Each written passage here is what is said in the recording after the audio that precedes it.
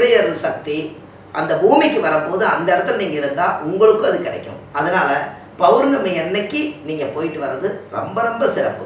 அதனால் கண்டிப்பாக அன்னைக்கு ஒரு நாள் நீங்கள் தயார் நிலையில் இருங்க.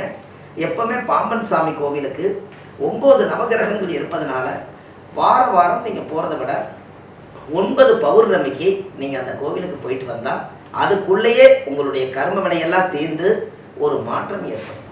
அதுக்கு ஒரு விளக்குள்ளே ஏற்றுங்க. எப்போ போனாலும் ஒரு மண் விளக்கு தீபம் ஒன்று 5 விளக்கு ஏற்றுறீங்கன்னா பஞ்சபூத சக்தி நிவர்த்தி ஆகும். நீர், நெருப்பு, காற்று, பூமி, ஆகாயம். அதனால் அந்த பஞ்சபூத சக்தி வரணுன்னா அந்த பாம்பன் சாமியுடைய ஜீவ சமாதியில் போய் 5 மண் விளக்கு ஏற்றும் போது ஒரு விருத்தம் ஒன்று சொல்லுங்கள். ஒரு பாட்டு, முற்பிறவியில் செய்த பாவங்கள் எப்பிறவிக்கும் தொடராமல் இருக்க இப்பிறவிலேயே என் தந்தை வழியில் வந்த கர்மாவணிகளும் என் தாய் வழியில் வந்த கர்மாவணிகளும் தாயுடைய கர்ப்பத்திலிருந்து நான் இந்த பூமிக்கு கொண்டு வந்த கர்மாவணிகளும் இன்றோடு நிவர்த்தியாகட்டுன்னு மனசார விளக்கு போட்டு சாமி கும்பிடுங்க.